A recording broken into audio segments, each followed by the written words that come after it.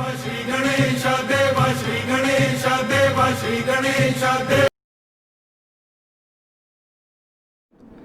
नमस्कार दोस्तों, मैं रामचंद्र सिंह बाजिया आप सभी का मेरे इस YouTube चैनल में हार्दिक स्वागत एवं अभिनंदन करता हूं। दोस्तों, आज है 11 जून 2020 और मार्केट जो है क्लोज हो गया है।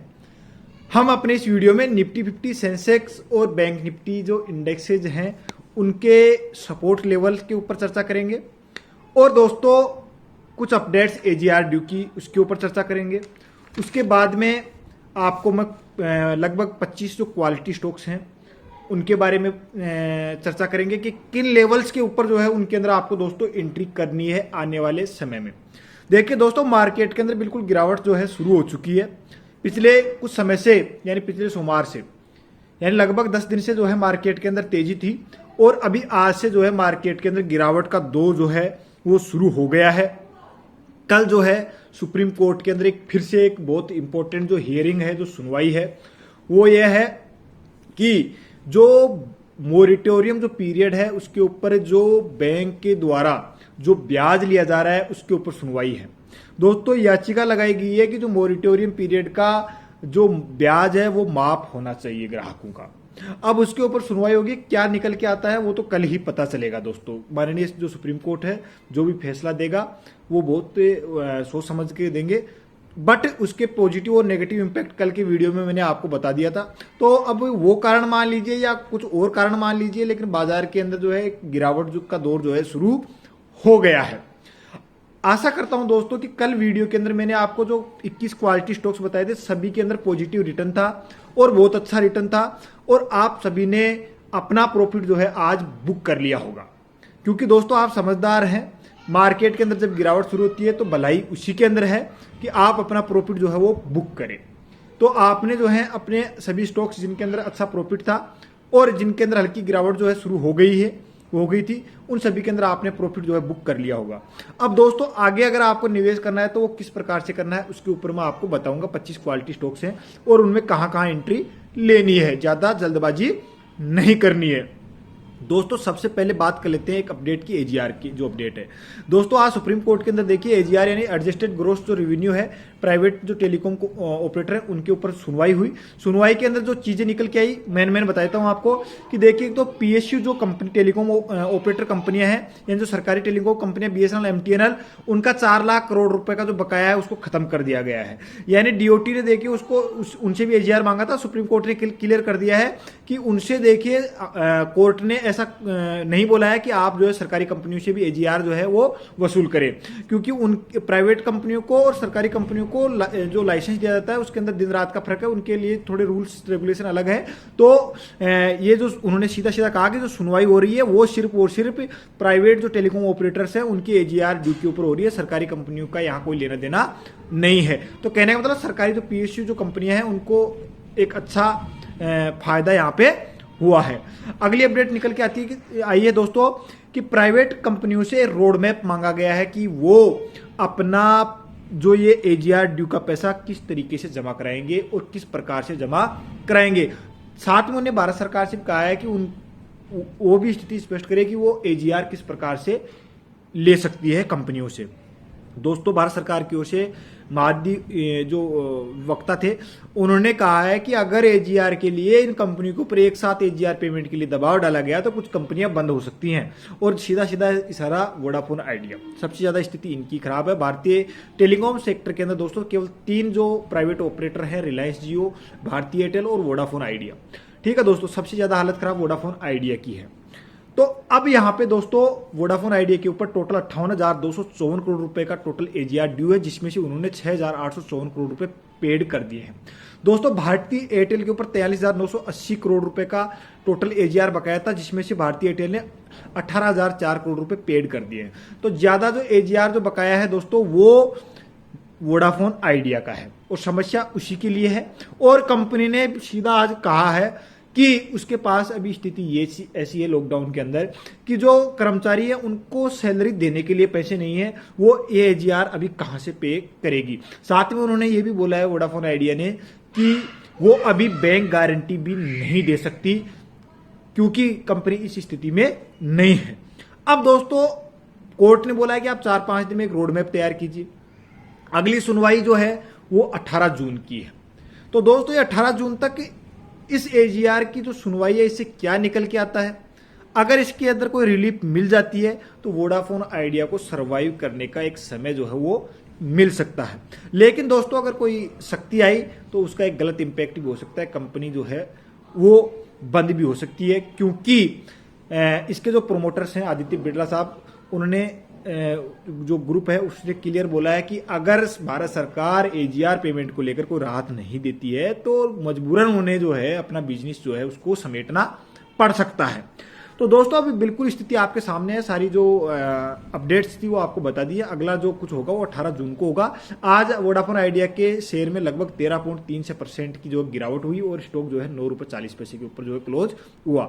पिछले टाइम से देखिए दोस्तों बहुत अच्छा शानदार रिटर्न इस स्टॉक ने दिया था और मेरा ये मानना है दोस्तों कि आपने आज जो है इसके अंदर प्रॉफिट जो है बुक कर लिया होगा और आप इसके अंदर अलग अलग लेवल्स के अगर निवेश करना भी चाहते हैं दोबारा से तो बिल्कुल जो आपको प्रॉफिट हुआ है वो प्रॉफिट ही इसके अंदर निवेश करें, मूल राशि है उसको निकाल ले इस स्टॉक से, ठीक है। तो ये है मेरी राय वोडाफोन आइडिया के ऊपर। दोस्तों अब बात कर लेते हैं निफ्टी 50 के ऊपर। देखिए निफ्टी 50 जो है आज 214.15 अंकों की गिरावट के साथ में दोस्तों 9,902 के ऊपर जो है क्लोज हुई, यानी आज निफ्टी 50 के अंदर लगभग 2.12% की गिरावट हुई। अब दोस्तों मैं आपको बता देता हूं कि जो निफ्टी 50 है उसका पहला सपोर्ट जो है वो 9,850 के ऊपर है, ध्यान रखना 9,850। दूसरा जो सपोर्ट है दोस्तों वो है 9,720 के ऊपर और दोस्तों अगर ये लेवल भी अगर आने वाले टाइम में टूटता है तो थर्ड जो सपोर्ट होगा वो होगा दोस्तों 9,400 का। तो दोस्तों अब आपको ट्रेड उसी हिसाब से करना है। आपको सपोर्ट लेवल्स जो है मैंने बता दिए 9,850, 9,720 और 9,400 और रेजिस्टेंस जो ऊपर के जो लेवल्स हैं उसके ऊपर 10,120 के रेजिस्टेंस है। तो आप अगर निफ्टी 50 के अंदर ट्रेड करना है तो इस हिसाब से आप ट्रेड ले सकते हैं। दोस्तों अब सेंसेक्स देखिए, सेंसेक्स जो है आज 708.68 अंकों की गिरावट के साथ में, यानी सेंसेक्स के अंदर दोस्तों आज 2.07% की गिरावट हुई और सेंसेक्स 708.68 अंकों की गिरावट के साथ में दोस्तों 33,538.37 के ऊपर क्लोज हुआ। अब दोस्तों सेंसेक्स के लिए सपोर्ट प्राइस, क्योंकि अब गिरावट शुरू हो गई है तो गिरावट के लिए सपोर्ट लेवल्स देखना जरूरी है। तो देखिए पहला जो सपोर्ट निकल के आ रहा है सेंसेक्स के लिए वो है दोस्तों 33,350 का। उसके बाद में अगर ये लेवल भी अगर क्रॉस होता है तो अगला जो सपोर्ट निकल के आता है दोस्तों 32,900 का। और दोस्तों अगर 32,900 का लेवल टूटता है तो अगला जो सपोर्ट प्राइस है वो काफी ज्यादा है, बड़ा है और वो निकल के आ रहा है दोस्तों 32,300। तो दोस्तों आपको ये जो सपोर्ट जो प्राइस है इसको माइंड के अंदर रखना है और उसके हिसाब से ही जो है ट्रेड करना है। दोस्तों अगला जो बात करते हैं बैंक निफ्टी की। देखिए दोस्तों बैंक निफ्टी भी आज जो है 574.95 अंकों की गिरावट के साथ में, यानी बैंक निफ्टी में भी आज 2.72% की गिरावट हुई और 574.95 अंकों की गिरावट के साथ बैंक निफ्टी आज 20,525.15 के ऊपर क्लोज हुई। दोस्तों बैंक निफ्टी जो है उसका पहला जो सपोर्ट है वह निकल के आ रहा है 20,450। दोस्तों अगर 20,450 का लेवल अगर टूटा उसके बाद में अगला जो सपोर्ट प्राइस है वो काफी नीचे है 20,100 के ऊपर, 20,100 के ऊपर। अगर दोस्तों ये लेवल भी टूटा तो उसके बाद में अगला जो लेवल है वो 19,850 के ऊपर आता है। और दोस्तों अगर अब मैं इसमें चौथा लेवल भी बता रहा हूं आपको, उसका भी कारण बताऊंगा। अगर 19,850 का लेवल भी अगर टूटा तो अगला जो चौथा लेवल है वो 18,900 के ऊपर आता है। तो दोस्तों आपको जो है बैंक निफ्टी के लेवल्स जो है उनके बारे में भी मैंने आपको बता दिया है। अब दोस्तों मैं बता रहा हूं कि बैंक निफ्टी के अंदर ज्यादा गिरावट आती है तो ज्यादा आती है, जब तेजी आती है तो भी ज्यादा आती है। कारण ध्यान रखना दोस्तों, कभी भी आप अगर इकोनॉमी में कोई ग्रोथ आने की संभावना होती है तो सबसे पहले रिएक्शन बैंकिंग स्टॉक्स के अंदर होगा और बैंक निफ्टी ही उसका रिएक्शन देगी सबसे तेज। इसलिए अगर कोई प्लस पॉइंट आता है तो तेजी भी जो है बैंक निफ्टी में जल्दी आएगी और अगर दोस्तों कोई माइनस पॉइंट आता है तो गिरावट भी जो है बैंक निफ्टी के अंदर ही ज्यादा आएगी। ये बात आपको हमेशा माइंड के अंदर ध्यान रखना है और उसके हिसाब से ही बैंकिंग स्टॉक्स के अंदर दोस्तों निवेश करना है या ट्रेड करना है।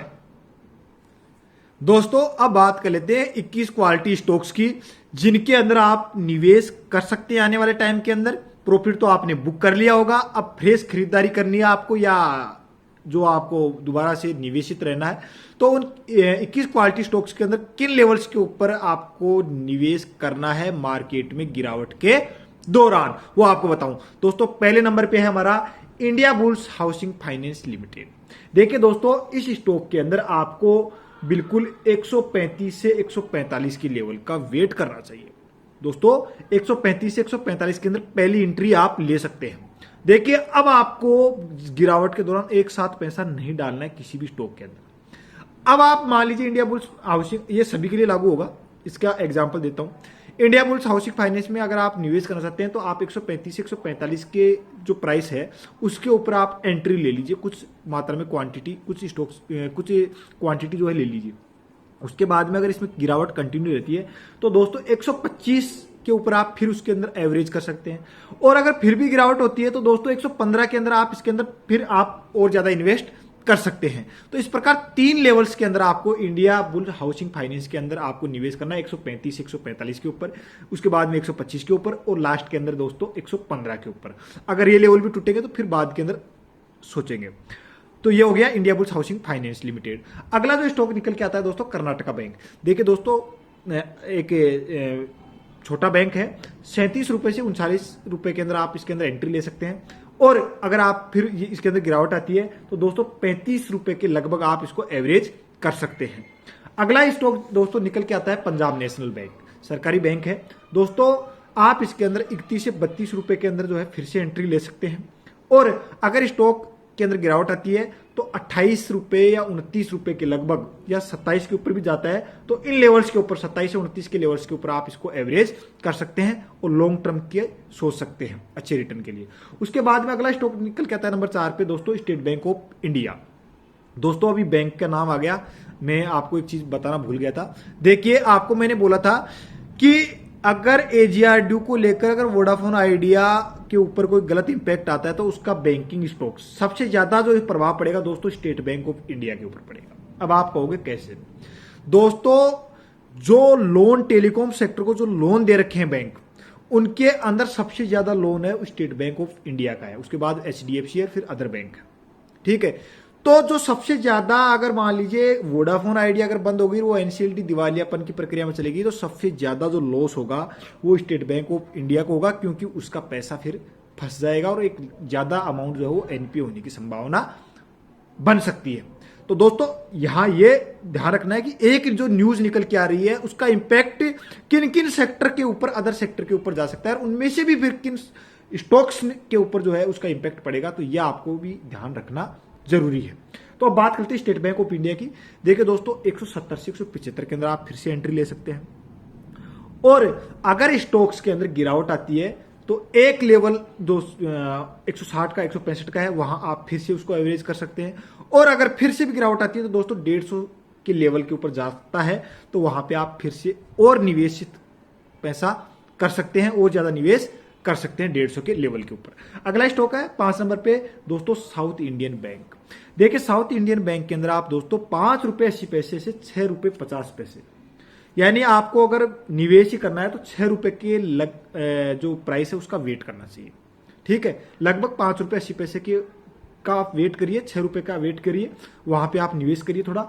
उसके बाद में दोस्तों अगर गिरावट आती है तो 5 रुपए के ऊपर आज जब ये स्टॉक आ जाए तो उसके अंदर और ज्यादा निवेश कर सकते हैं। दोस्तों अगला स्टॉक निकल के आता है टाटा पावर। टाटा पावर के अंदर आप करंट जो प्राइस है 40 रुपए से 41 के अंदर आप एंट्री ले सकते हैं।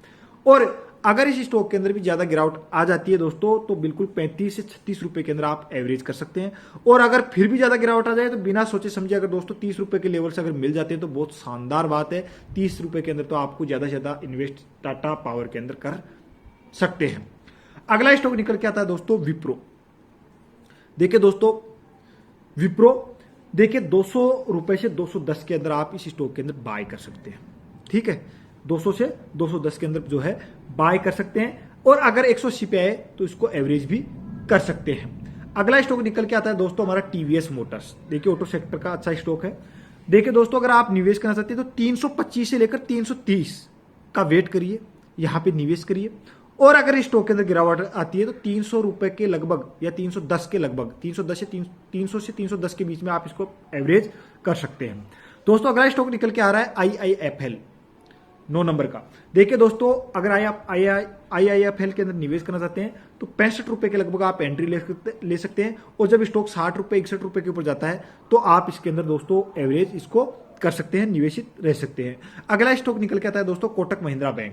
देखिए दोस्तों, एंट्री लेनी है तो 1250 का वेट कीजिए, 1250 के लगभग आप छोटी क्वांटिटी के अंदर एंट्री ले सकते हैं, और फिर 1150 के ऊपर आप इसको एवरेज कर सकते हैं अगर गिरावट आए तो।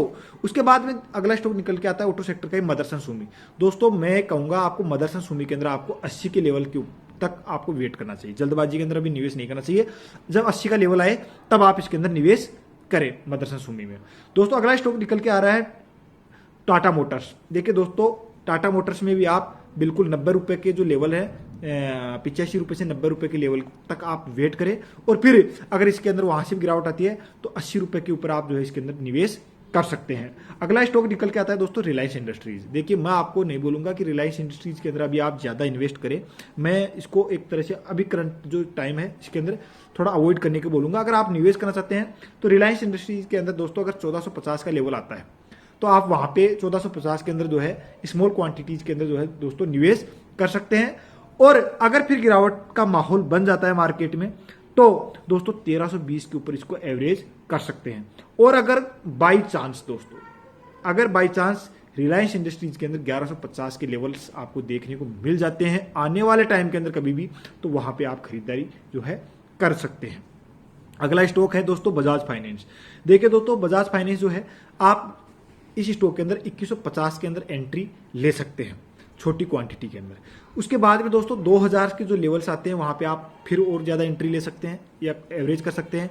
और दोस्तों 1800 के लेवल्स अगर देखने को मिल जाते हैं तो वहां पे आप जो है ज्यादा क्वांटिटी के अंदर जो है निवेश कर सकते हैं।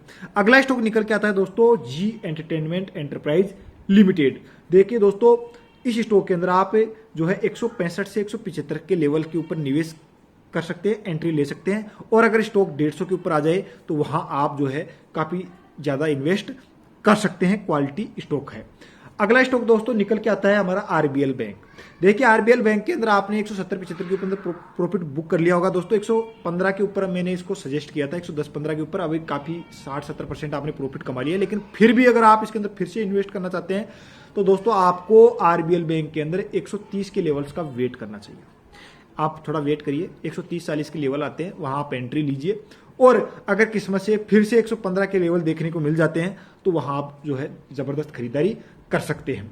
अगला स्टॉक निकल के आता है दोस्तों एक्सिस बैंक लिमिटेड। देखिए प्राइवेट सेक्टर का बैंक है, निवेश करना है 370-75 के लेवल्स जो हैं उनका वेट करिए। 375 से 390 के लेवल्स के अंदर आप एंट्री ले सकते हैं। और अगर 350 के लेवल्स देखने को मिल जाते हैं तो वहां पे आप जो है फ्रेश बाय या एवरेज जो है कर सकते हैं। अगला जो स्टॉक है हमारा दोस्तों निकल के आ रहा है उज्जीवन फाइनेंस 18 नंबर पे। दोस्तों उज्जीवन फाइनेंस के अंदर आपको थोड़ा वेट करना चाहिए, 175 या 180 के लेवल्स को आने देना चाहिए। अगर ये लेवल आते हैं तो वहां पे आप जो है फ्रेश खरीदारी कर सकते हैं। और 150 के अंदर आए तो वहां पे आप जो है जबरदस्त एवरेज कर सकते हैं। दोस्तों अगला स्टॉक निकल के आता है महिंद्रा एंड महिंद्रा फाइनेंस। देखिए एनबीएफसी कंपनी है, ठीक है, मारुति सुजुकी से भी इसने करार किया है। अगर इस स्टॉक के अंदर आपको 145-150 के लेवल्स देखने को मिल जाते हैं तो वहां आप एंट्री ले सकते हैं। और 130 के ऊपर दोस्तों आप इसको बाय करके और ज्यादा निवेश कर सकते हैं, एवरेज कर सकते हैं 130 के लेवल्स अगर मिल जाते हैं तो। बाकी एंट्री आप 145 के लगभग या 150 के लगभग ले सकते हैं। दोस्तों अगला स्टॉक निकल के आता है रिलीज इंडिया। देखिए दोस्तों 220 का आप इस स्टॉक में अगर आप फिर से निवेश करना चाहते हैं, मैंने 190 के अंदर आपको खरीदारी की सलाह दी थी। स्टॉक जो है 230-40 तक गया। लेकिन अगर फिर से आप प्रॉफिट बुक करके फिर से इस स्टॉक के अंदर निवेश करना चाहते हैं तो 220 के लेवल्स का आप वेट करें। और अगर मान लीजिए 200 के लेवल्स देखने को मिल जाते हैं तो वहां तो आप बिल्कुल बिना सोचे समझे इसके अंदर जो है निवेश कर सकते हैं। हालांकि ये नहीं बोलूंगा कि बिना सोचे समझे, आपको फंडामेंटल्स जो है चेक करते रहना चाहिए और कंपनी के ऊपर अपडेट भी लेते रहनी चाहिए। दोस्तों अगला स्टॉक निकल के आता है एनसीसी लिमिटेड। अगर आप एनसीसी लिमिटेड के अंदर निवेश करना चाहते हैं दोस्तों अगर देखिए 21 रुपए के ऊपर मैंने आपको बाय करने की सलाह दी थी, 33 रुपए के ऊपर गए थे, काफी शानदार प्रॉपर्टी स्टॉक दे चुका है। अगर फिर से एनसीसी लिमिटेड के अंदर निवेश कर रखा है आपने, 29-30 के ऊपर ले रखा है, तो देखिए दोस्तों अभी इसको सेल मत करिए, बेचिए मत। आप 26 के लेवल्स का वेट करिए, वहां उसको एवरेज करिए या फ्रेश बाइंग करिए 26 के लेवल्स के ऊपर, 25-26 रुपए के ऊपर, ठीक है। और अगर ये लेवल 21 रुपए के लेवल्स आपको फिर से देखने को मिल जाते हैं तो दोस्तों आप वहां पर जो है थोड़ा ज्यादा इन्वेस्ट जो है एनसीसी लिमिटेड के अंदर कर सकते हैं। तो दोस्तों ये थे 21 क्वालिटी स्टॉक्स। दोस्तों अगर वीडियो आपको अच्छा लगा है तो प्लीज वीडियो को लाइक करें, अपने दोस्तों के साथ शेयर करें और चैनल को सब्सक्राइब जरूर करें। और दोस्तों नीचे जो बेल आइकन दबी हुई है, बेल आइकन जो लगी हुई है, उसको जो है प्रेस करें ताकि आपको नए वीडियोज की नोटिफिकेशन टाइमली मिल जाए। दोस्तों यहीं पे मैं अपने इस वीडियो को समाप्त करता हूं। धन्यवाद। जय हिंद। वंदे मातरम, वंदे मातरम।